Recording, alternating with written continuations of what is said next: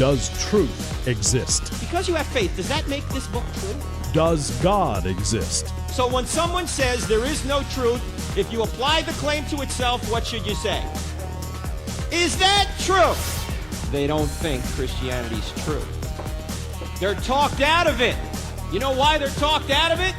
Because they've never been talked into it. Cross-examining skeptical and atheistic views. Welcome to Cross-Examine with Dr. Frank Turek.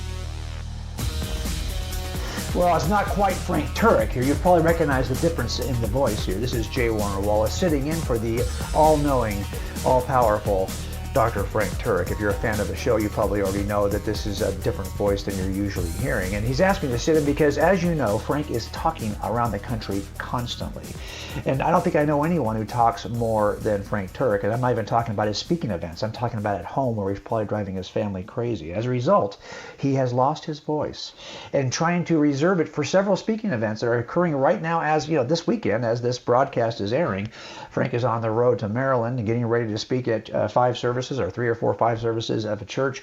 So to give him a little bit of a breather so he can have enough voice to do that, he's asked me to sit in for him and talk a little bit about how Christianity and Christian worldview affects the way we live. And I just love to do that because it seems to me we can examine some characteristics of culture, of technology, of life in America, and start to think about, well, have we been living it?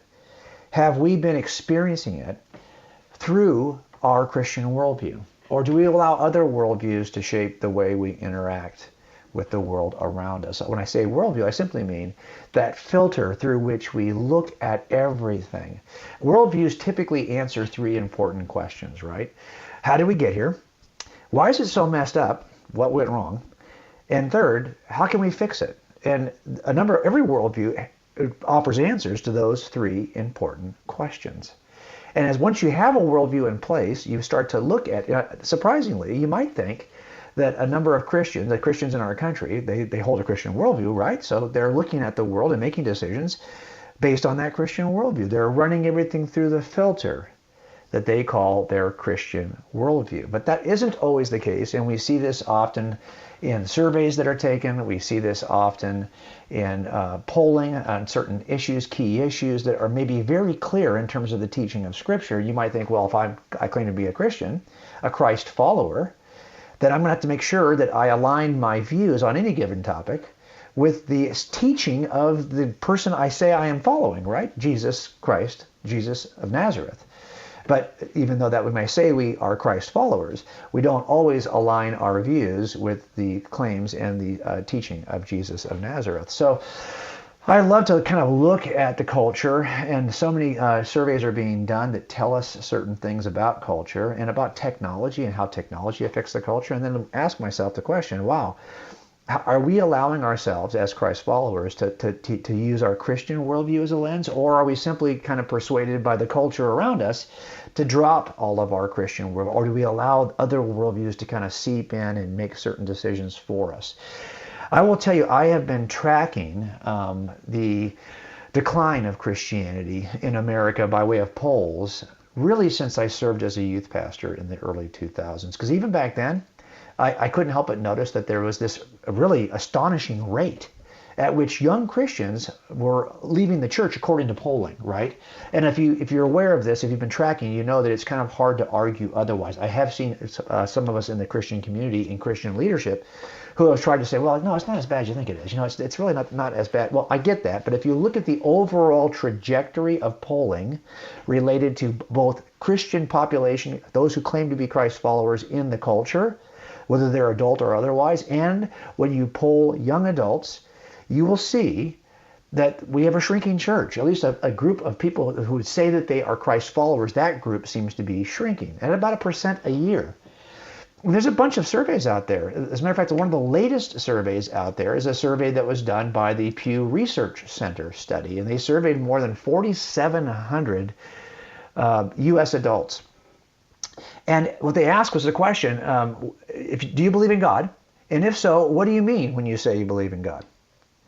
And that poll just gives us another kind of distressing There's some parts of it clearly that you could, and I don't want to be an alarmist about this. I think we have to be careful not to bang the drum and be alarmed about the state of the church, be alarmed about the state of young Americans who are believers. But let's face it, the poll are pretty clear. We know this for sure. These kinds of polls say the same kinds of things over and over and over again. Number one, our numbers are shrinking.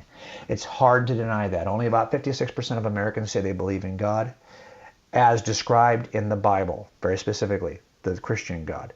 And the number of people who claim a belief in God, who self-identify as Christians, that is steadily shrinking each year, according to Pew surveys that go back over a decade. Number two, our members are less educated. Now, this is interesting. Of those who have a high school education or less, 94% say they believe in God as described in the Bible. But as our collective educational level kind of increases, right, collective belief decreases. Of college graduates that are surveyed, only 45% believe in the biblical God. So our numbers are shrinking, our members are less educated. Number three, our ranks are aging. The younger we are, the less likely we are to believe in the biblical God. So I'll give you an example of this. 65% of baby boomers believe in God as described in the Bible, but only 43% of millennials hold that view. As a matter of fact, a recent Barna survey that was done on Gen Z, ages 3 to 18, they say that they're far more likely to be atheists than older age groups. So what's happening is younger people are less likely to say they believe in the biblical God. So our ranks are aging. And lastly, our understanding is withering. Okay, so of those who identify as Christians, get this, only 80% said they believed in the biblical God. Hear me on that. For those who said, yep, I'm a Christ follower, I am a biblical Christian, well, only 80% of those people, you think that's probably, it's a high number, but that means that 20% of people who say they are Christians say they believe in a higher power or a spiritual force other than the God described in the Bible. Now, if you're a Christian and you're listening to me today, I bet you probably find those statistics a bit troubling, right? I mean, I do.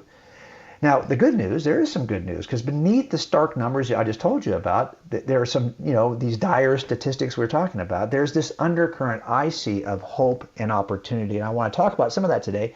But let me just start this first section by saying to you that lots of folks, I don't care if they are getting older, or if the numbers are shrinking, or if our members are less educated, as a group, as a culture, Americans have not yet given up on God. Yeah, fewer Americans claim a Christian affiliation or a belief in God as described in the Bible. Okay, fine. But America is still highly spiritual, even if less religious.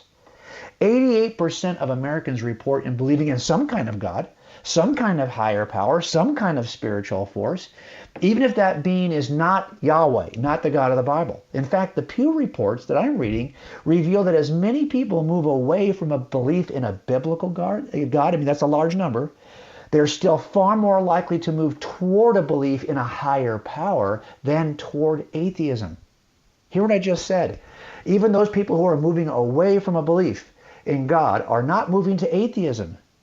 They are spiritual believers of some kind that thinks there's a higher power out there that loves people. They would say that higher power is omniscient. They would say that higher power has protected them or rewarded them.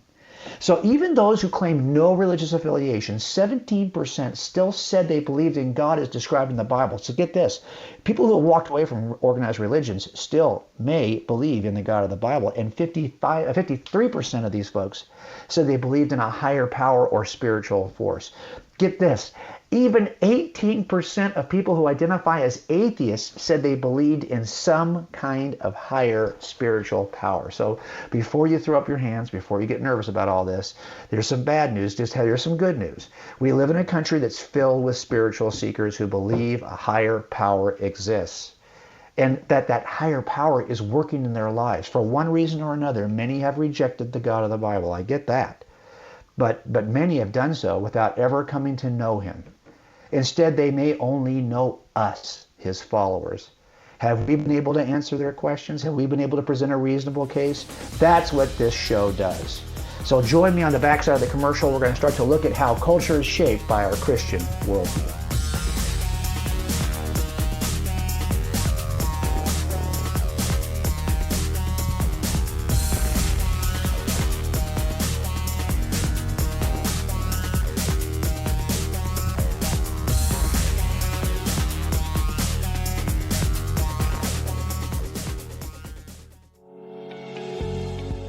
Thank you for listening to the Cross-Examined podcast. This material is made available to you for free by the contributions of listeners like you. If you wish to support future podcasts, just go to crossexamine.org and click on the donate button, or simply use the donate feature directly on our app. Thanks.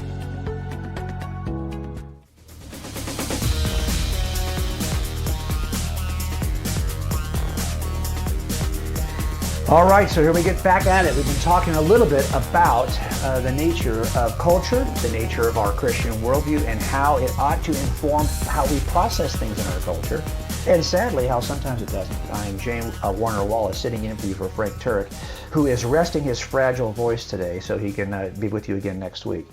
You know, this does happen when you are working as, you know, your job is to talk constantly and to give talks, and that's what Frank does. As a matter of fact, let me just tell you where he's going to be, since we're talking about that. We've got talks coming up. Both of us are working pretty actively this month. Frank will be at the Unapologetic Evangelism Conference in Waco, Texas, along with a group of great speakers. I think he's there with Mark Middleberg. He's there with Mary Jo Sharp. That is on Saturday, February 23rd. So you can look on his calendar at the crossexamine.org website. On the same weekend, February 23rd, I will be doing Forensic Faith seminars at Fellowship Bible Church in Little Rock, Arkansas. So we can kind of catch either one of the other of us this next weekend coming up as we're trying to make the case for Christianity. We talked about this in the last section. Why do we need to do that? Well, because a lot of times the only thing that people see in the Christian sphere are Christ followers. And a lot of us are going to be the first line of information that anyone gets about Jesus of Nazareth. Are we prepared? I will tell you something that I think is actually impacting our culture.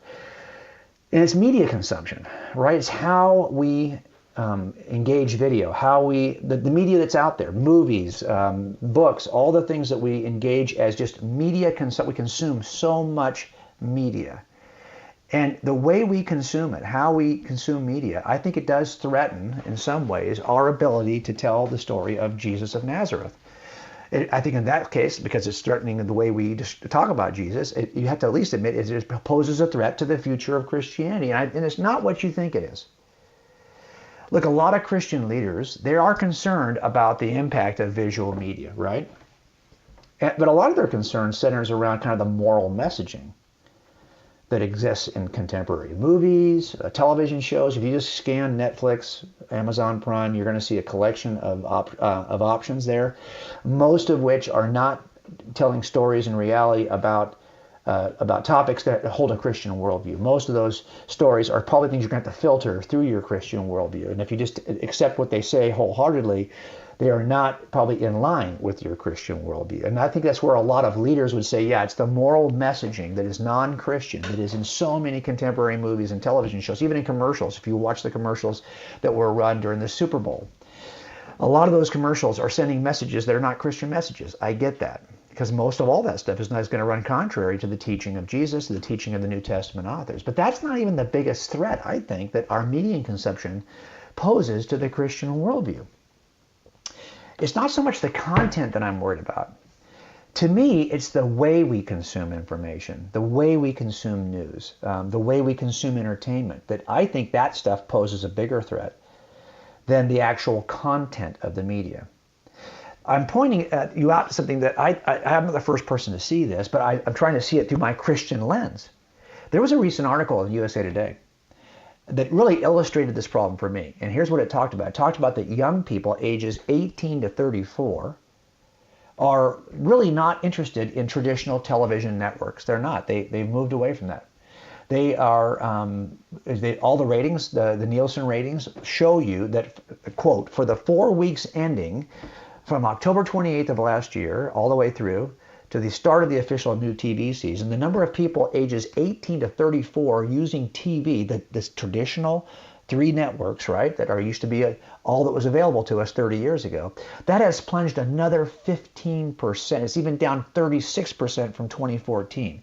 The drop-off in the traditional networks, 18% from last year and 48% since 2014, is even more pronounced amongst teens. It's teens, young people, who don't see the limits that I saw as a teen. I'm 57 now. When I was a teen, there were no other options. If you missed a show, right? You were watching your series you love, and you missed one episode. Well, guess what? You couldn't watch that. There's no way to even record it. You didn't get a chance to see that again until it came around 6 months from now in the reruns. And if you didn't catch it then, and the show didn't go to syndication, you would never get a chance to see it again. Then hopefully they would release it later on VHS tape, right? And now it's DVDs or live streaming. So that's not the way it is today. Look, it's not that young people are consuming media less. That's not what accounts for the drop-off in media consumption amongst teens and with the major networks. It's far from it. Instead, younger generations, according to this article on USA Today, are growing up with more choices at their fingertips. Doesn't that make sense? You know how many choices are out there. You know how many places you can go to watch. You can go to YouTube to spend. I've seen kids just start watching videos on YouTube and just keep on swiping, and before long, 4 hours have gone by there. That's just another place they can go. Do they really have to watch ABC, CBS, or NBC? No. All the cable, there are cable networks out there that if I told you there's a network called X, you would say, really? I never heard of that. Well, because there's a billion of them out there, okay? And you got lots of choices. And that reality, I think, threatens Christianity in America, just as it threatens nearly every other overarching worldview. Hear what I'm saying? The fact that young people are growing up with more choices at their fingertips, I think actually threatens Christianity or any overarching worldview in America. And why?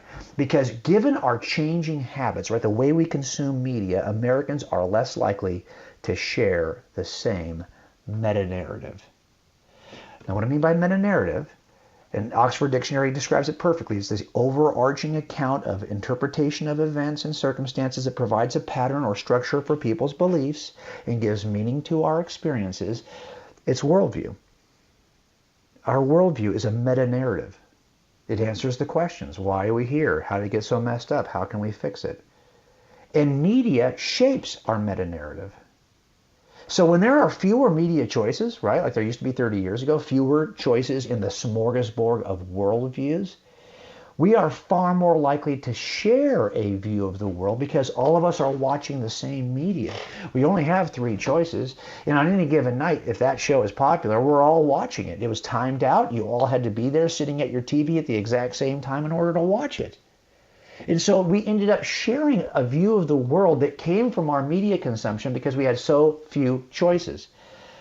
In fact, before the information age dawned in America, few people were even aware of other worldviews outside of whatever was being dictated by the 3 networks. But that has all changed. Now everyone has access to information. And it's all on competing, either social, political, or economic systems. Whatever it is you've got some interest in, you can now get information about it. The entire palette of social, political, economic worldviews is out there, but so is the entire palette of religious worldviews. It used to be that you might only encounter that if you're a boomer and listening to this, or even if you're a Gen X and you're listening to this, it might have been that the only place you would first come in contact with other worldviews was when you went to university.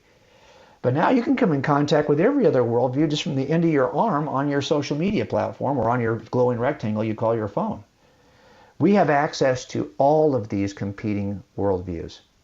And more importantly, get this, we can custom tailor our media consumption.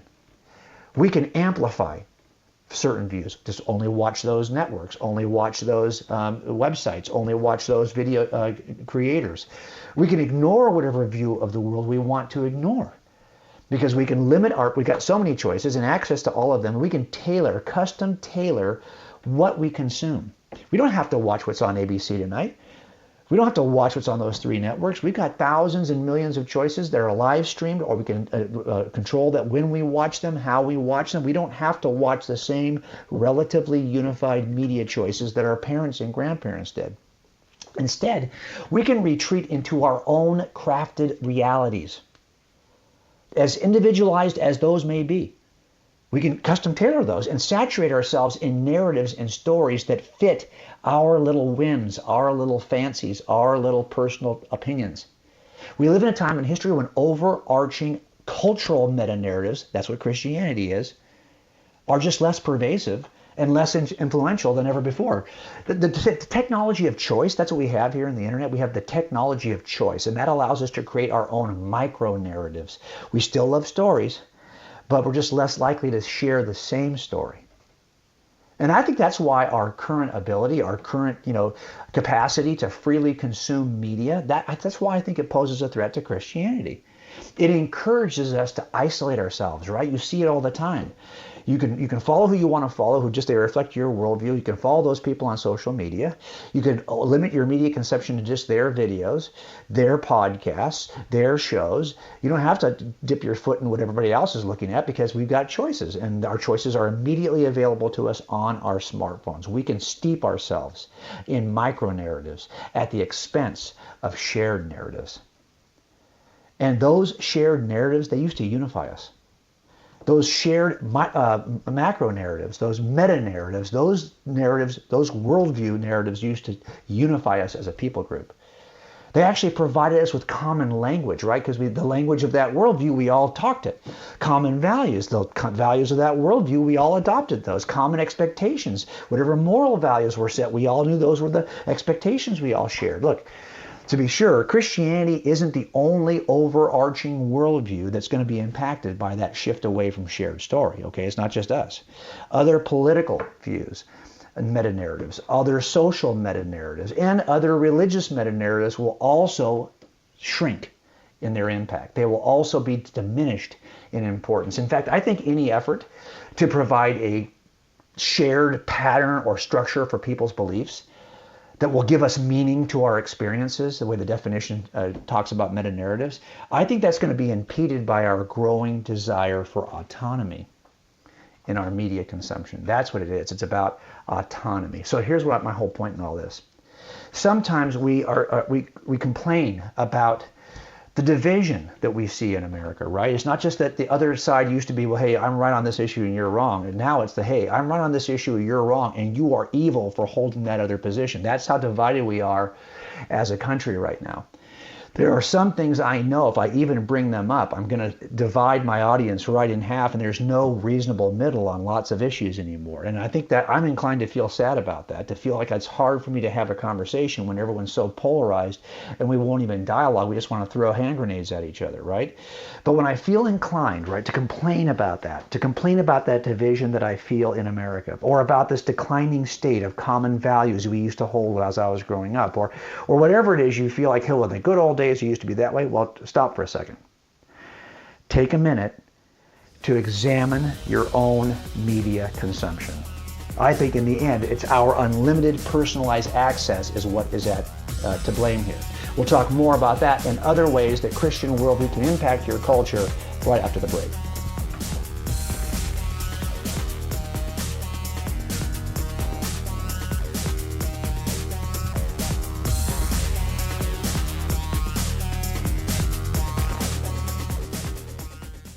College campuses are hostile to the Christian faith, and 3 out of 4 young people walk away from the church once they go to college. That's why we go to college campuses and present I Don't Have Enough Faith to Be an Atheist in the United States and even all over the world. When we do this, we don't charge students a dime. That's why we need your financial support. And in fact, over the past couple of years, we've been able to grow dramatically because of your generous support. And 100% of your donations go to ministry. 0% go to building. So when you give to Cross-Examined, you'll be giving to help us go reach young people where they are. Would you consider giving today? Thank you so much, and thank you so much for what you've done already.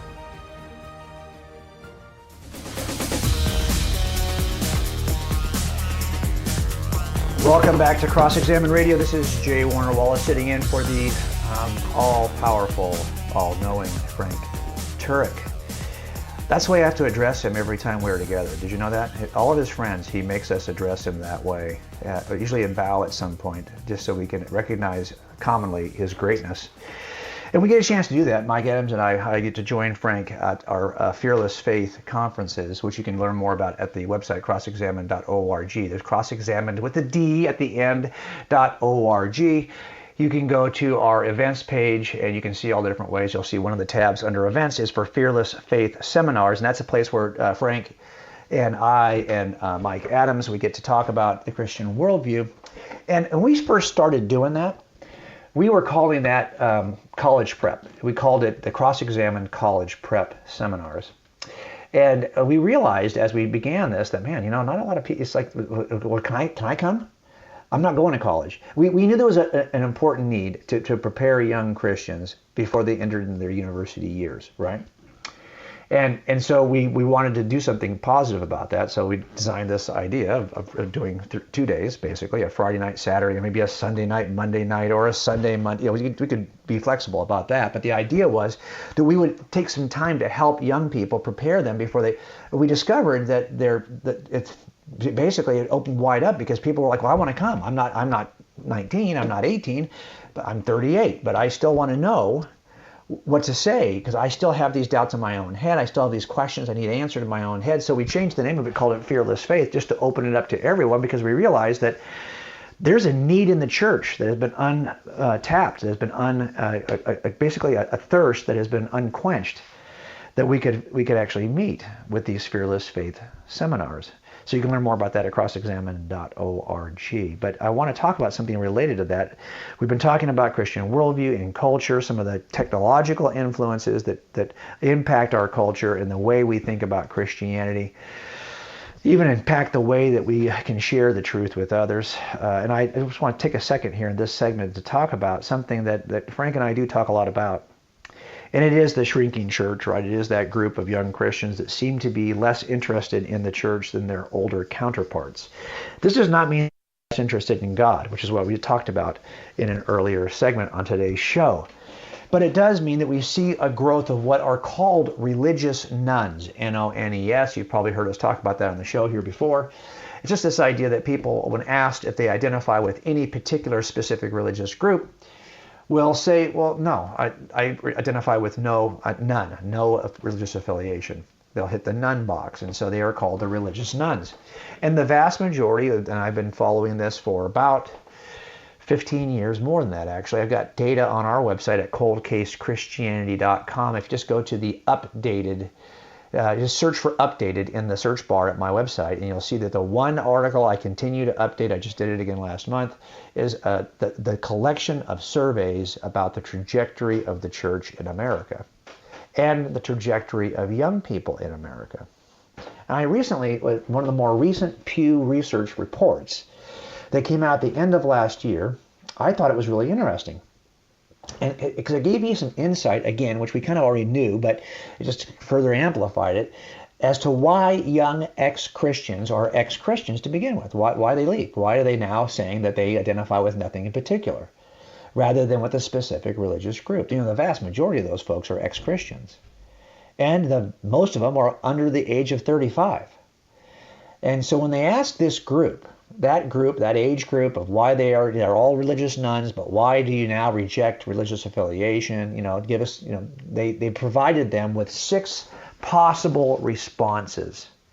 Now, I'm always hesitant when I hear a survey is surveying something and they're giving you multiple choice rather than letting you just write in whatever your reason is, because you may not find your reason in those 6 possible responses. But anyway, aside from that Pew report at the end of last year reported that most religious nuns left because they question a lot of religious teaching. That's what they said. Now, again, remember, that phraseology was not something they provided. That was the authors of the study gave that as one of the options. They question a lot of religious teaching. As a matter of fact, 51% agreed with that statement. Now, it doesn't tell you what it is they're questioning, but it does say that they at least would say, I identify with that statement. Some said they don't like the positions that churches take on social political issues.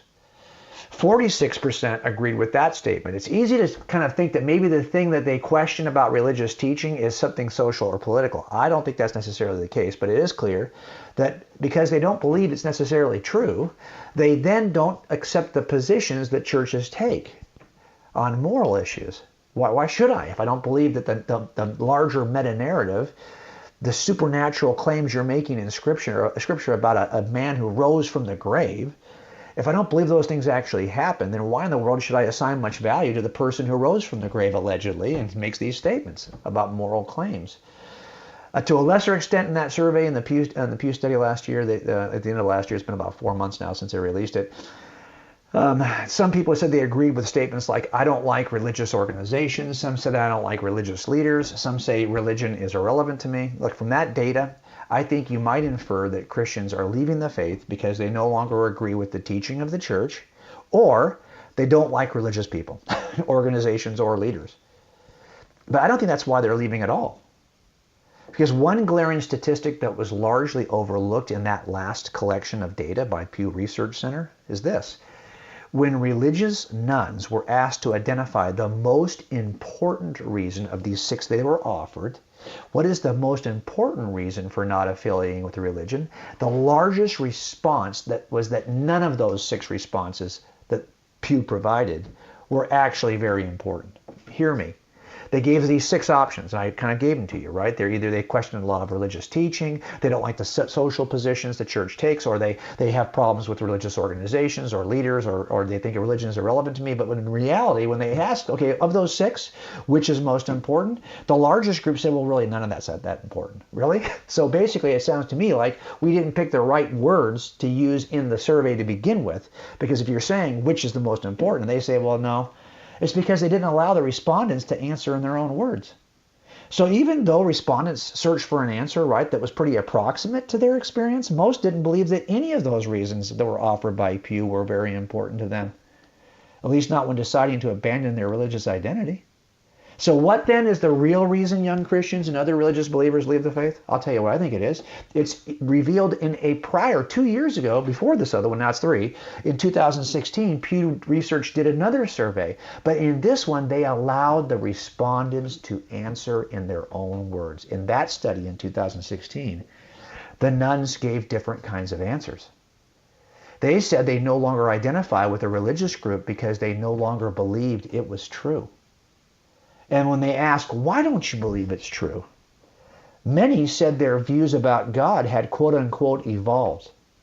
In some reported having a crisis of faith. And the specific explanations they gave for why they walked out, when they allowed to use their own words, were very enlightening. This is what they would say, quote, learning about evolution when I went away to college, unquote, was one of the reasons why they were no longer in the faith. Some said, quote, religion is the opiate of the people, unquote. Quote, rational thought makes religion go out the window, unquote. Quote, lack of any sort of scientific or specific evidence of a creator, unquote. Or, quote, I just realized somewhere along the way that I didn't really believe it, unquote. And finally, quote, I'm doing a lot more learning, studying, and kind of making decisions myself rather than listening to someone else, unquote. Now, that data, in which we allowed the respondents, young respondents, to tell us specifically in their own words, rather than give them 6 options. This is, I think, much more revealing. That data from 2016, I think, actually explains why ex-Christians question a lot of religious teaching as the one when you ask, well, I question a lot of religious teaching. Well, I can't assume I know what the teaching is that they are questioning. But if you ask them what are your barriers to belief, they start giving you the specific answers. And what is it? It's always some form of rational or relational, because I think this is always put together. It's about truth in the context of relationships. So don't be surprised when people either no longer believe that your truth claims are true anymore, or they're having problems with their relationships in the church. Well, those are going to be always found in the list of reasons why someone leaves, because always we are trying to offer truth claims in the context of relationship. You cannot separate those two things. Sorry, folks, you can't. If you think I know all the truth claims of Christianity, well, you still have to earn the right to speak those claims to people through relationships. These are not two separate polar extremes. We're not told to simply become knowers of truth. We are called to be lovers of people, so that when we are also knowers of truth, that knowledge actually has a way to be expressed. The teaching they question when asked, these young people, seems to be about the very existence of God. And that's consistent with all the explanations I see in a variety of other recent studies, which I have posted on our website in that one article that says updated. Just search for it on the website, updated, and you'll see, are young people really leaving the church? When Christians walk away from their faith, more often than not, it's due to some form of intellectual skepticism. Ex-Christians often describe religious beliefs as innately blind or innately unreasonable. Now, if you listen to this radio show much, you know that is not the view we hold here at crossexamine.org. Doesn't even accurately reflect the rich kind of evidential history of Christianity to begin with. Look, the psalmist appealed to the design and fine-tuning of the universe to demonstrate the existence of God in Psalm 19. Jesus appealed to both eyewitness testimony in John 16 and indirect evidence of his miracles in John 10 when he was arguing for the authority of his statements, right? The disciples even identified themselves as eyewitnesses, that's called direct evidence, folks, and appealed to their observations of the resurrection. They said, hey, we saw this with our own eyes when they were making the case for Jesus in the book of Acts.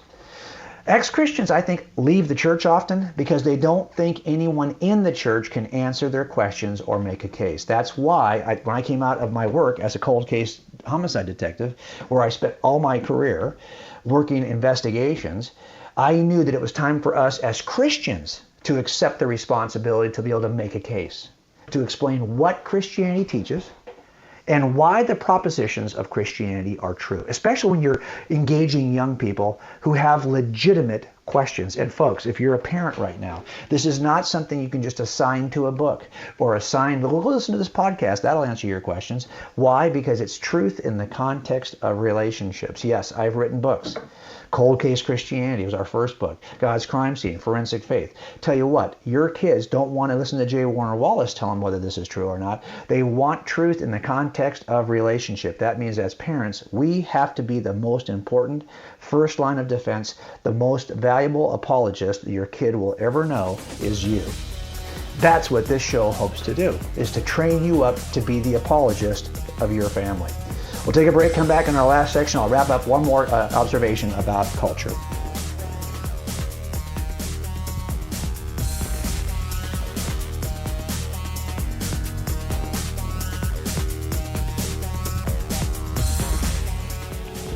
If you find value in the content of this podcast, don't forget to follow us on Facebook, Twitter, and Instagram, where you can find more. Just type Cross-Examine or Frank Turek on the search bar. Also, visit our website where we add new videos, articles, and free resources daily.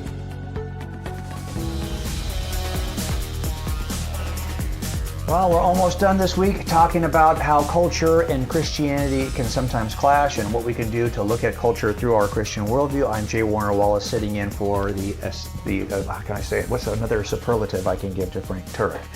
I don't know, but I think actually I'm not going to say anything good about him in this section because he failed to send me the check for the fourth segment in which he's going to pay me to say something nice about him, so I'm not even going to do it. Now, what I do want to talk about, though, is a little bit, I hardly ever talk about politics. I just don't. And I'll tell you why I don't. Because I always think that politics are somehow downstream a little bit of other issues that I want to camp on as an investigator. I worked cold cases for so many years. I always believe that I want to make a case for why the Bible is reliable, why the New Testament is reliable, and you ought to take it seriously. Because I believe if people thought that the Bible was reliable and they took it seriously, we would end up in the same place on all the other cultural issues, whether they're political, social, economic, whatever. If we all held the same worldview that was informed by a view that says, yes, you know what, the Bible is teaching truth, it's reliable, I can trust it. And two, I ought to take it seriously enough not to cherry pick from one verse or another, but to actually be able to, in my own mind, to systematize the theology that's in Scripture so I can allow it to inform my Christian worldview. Wow, if everyone did that, we would still disagree about a lot of things. I get that, but they wouldn't be the major things. They'd be secondary issues. But I do want to talk a little bit about politics on a show that typically does, which is Frank's show. And I wanted to say that I recently was reading a press release from the Associated Press. It was from the NORC Center for Public Affairs Research poll that measured the degree to which Americans thought it was important for political candidates to have strong religious beliefs. Now, I looked at all that data, and it's pretty nuanced. And so I don't want to make broad, overarching, but there are some things I thought were interesting, especially the statement that was quoted in the survey, that the poll found that just 25% of Americans say that it's very or extremely important that a candidate has strong religious beliefs. You hear what I just said? Only a quarter of us, when polled, think it's important that a candidate has strong religious beliefs. Now, the problem, of course, with that is it's so nuanced. I could ask, well, what do you mean by has strong religious beliefs? Those kinds of secondary questions are never usually asked in a poll like this. So I don't want to make too much of any one poll, right? But I think it's unsurprising that only a small number of Americans would say that it's important for a candidate to have strong religious beliefs, given what we just talked about in the last segment, the shrinking number of people in America that would even identify themselves as belonging to any specific religious group. The growth of the spiritual or religious nuns, I should say the religious, not spiritual, religious nuns, as that group grows, don't be surprised that people are less and less interested in religious candidates. But I just want to offer 3, I think, good reasons why believers and non-believers, both sides, should want their political candidates to be religious. Now, I was an atheist until I was 35. I'm not a believer, became a believer as an adult by simply examining the Gospels as eyewitness accounts and testing them given the same platform that I use to test other eyewitness statements, right? There's a certain template that I use. I applied that to the Gospels, and for me, I said, wow, I don't see how I can deny the realities that deny the claims of these Gospels. But I wasn't a Christian at the time when I started investigating these, and even then, I'm talking to both the Jim today, the J. Warner Wallace today, who is a Christian, and the J. Warner Wallace back of 1997 or 696, who was not a Christian. I think both J. Warner Wallaces should want their political candidates to be religious, and I want to give you quickly just a few reasons why. I think 3 good reasons why. First, religious identity clarifies worldview. And religious candidates, their identity clarifies or at least it ought to. Look, political parties in America, they adopt party platforms, right? They do that to give voters a sense of what they believe, what they think is important, what they're going to do if they're elected. Those platforms are rewritten every 4 years, and candidates may or may not even accept everything in their platforms, the planks they talk about in party platforms, the positions related to specific issues. I mean, candidates may or may not. They may have a personal reason to reject a specific plank of the platform. Voters don't get a clear, detailed report that outlines, that makes an outline of all the specific ways that each candidate personally sees the world, especially in the state and local elections where the campaigns are so much smaller. But let me ask you this. If those candidates claimed a strong religious belief, a strong religious identity, one that guides their decision-making, I think voters would at least have some way to investigate the candidate's worldview. Look, if I'm a person who's religious and I tell you that I want to follow the teaching of my religious leader, whether that's Buddha or whether that's Christ or whoever it is, well, unlike party platforms that evolve every 4 years, the ancient scriptures that form the basis for religious belief, they've been available for centuries, if not millennium, depending on the religion, right? Religious candidates have an ancient, publicly available religious platform to give voters a sense of what they believe, what they think is important, what they would do if they were elected. It doesn't mean that politicians will necessarily abide by those platforms, but they, after all, we are fallible, failing human beings. That's true. But candidates who possess a clear religious worldview should be much easier to assess. 2, the candidates who are religious, their religious identity grounds their moral decision-making. Every politician's got to decide what establishes the foundation for his or her moral beliefs, right? Are your moral beliefs just simply a matter of personal opinion? If so, how can we ever claim that one person's moral truth is better or more right than another? Are all moral truths simply a matter of cultural consensus? If that's the case, then how can we ever judge one society's behavior to be wrong or immoral, especially if that group is larger than ours or more powerful than ours? Are all moral truths simply the result of human evolution? If that's the case, then how can we be sure that our notions of good or bad aren't going to change again in the future? And why should we believe that our moral intuitions today are any truer than the moral intuitions we had before we evolved? So candidates who claim a strong religious belief, they ground that belief in the transcendent, unchanging nature of God, rather than the evolving subjective opinion of individuals or the opinions of groups. And for that reason, voters can assess a religious candidate's moral positions by examining the ancient, the publicly available religious texts, right? Those religious codes and what is proclaimed and proposed in those texts, that hasn't changed. And they transcend the personal opinion of each candidate. They transcend the personal opinions of the party or the groupthink of the party to which the candidate belongs. Now, again, it doesn't mean that politicians will always behave according to their religious code of conduct, because they're fallible, right? Just like every other human. But strongly religious candidates embrace an unchanging moral standard that you as the voter can understand and evaluate. Let me give you one last thing. One last reason why I think that we should want our candidates, our political candidates, to hold strong religious views. Their religious identity, that's going to be our first clue to hypocrisy. The title of hypocrite, someone whose behavior contradicts what they claim or they believe, that continues to be a label that is feared by most political candidates. Let's be honest about that. Americans are still uncomfortable with politicians who flip on issues when they were very strongly held a belief prior to that. But think about that for a minute. Unless a candidate's personal views are well known, right, it's kind of difficult to know if that candidate is behaving in a hypocritical way, or if they're just simply acting in a manner that's consistent with their private intuitions, their private opinions. Now, religious believers, on the other hand, they have a well-established and easily accessible set of moral codes and principles. They're available for every voter. If they care enough to investigate it, they can look at the claims of each candidate's scripture. Strongly religious candidates are much easier to identify as hypocrites for two reasons. One, their beliefs are publicly available. Two, their moral standard, the moral perfection of God, is impossible to achieve with regularity.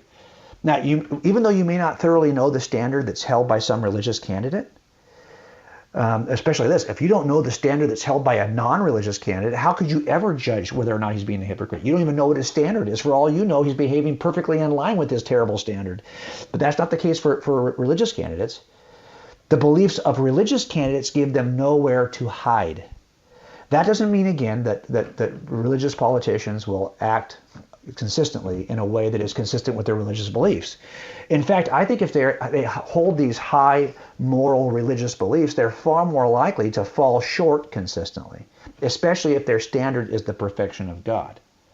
But strongly religious candidates, they've got to continuously wrestle with their own hypocrisy, because they're not measuring themselves on a daily basis against what they want to be that day. They're measuring themselves on a daily basis against an authoritative, divine code of ethics. That doesn't change. So look, while most Americans don't think it's important for politicians to hold strong religious beliefs, we know that's growing, that group is growing. I think there are three good reasons for both religious and non-religious voters to want religious candidates, especially if we care about the way that politicians approach the world, how they determine moral truth, how they even navigate their own personal hypocrisy. I think we ought to want this kind of view because it makes it easier for us to assess. And by the way, our kids are watching those of us who hold these views. And this is why we talk about the context of truth in relationships, right? My buddy Sean McDowell recently was talking to me about how when he first wondered out loud to his father, Josh McDowell, if Christianity, was true or not, and he talked to his dad about it, and his dad said, "Hey, you just need. I'm glad you're searching. Don't take my word for it. I know if you search for the evidence, you're going to find you're going to end up as a Christian." And he seemed so calm about it. And years later, Sean asked his dad, Josh, "Well, tell me, what were you really thinking when I told you I wasn't sure if Christianity was true?" And what Josh said to me was striking, and it demonstrated the relationship between truth and relationship. Here's what he said. He said, I knew that you would actually go out and research this, and in the end, I knew how strong our relationship was. In other words, it wasn't just the strength of the Christian worldview. He knew that they had a strong personal relationship. So take this as a cautionary tale. If you're concerned about truth and the next generation, be equally concerned about your relationships with the next generation. Let's take the time to go out and build strong relationships so that we have earned the right to speak to our kids about truth. Thanks for joining me this week at Cross-Examined Radio. I am J. Warner Wallace, sitting in for the esteemed Frank Turek. Join us again right here next week as we continue to discover what is true.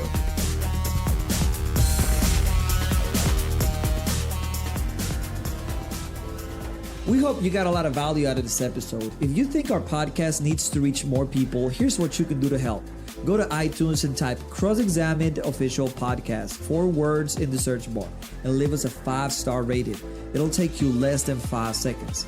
And if you have a few more seconds to spare, leave us a positive review. The best reviews will be featured on future episodes. You can also listen on Spotify, Stitcher, and Google Play. God bless.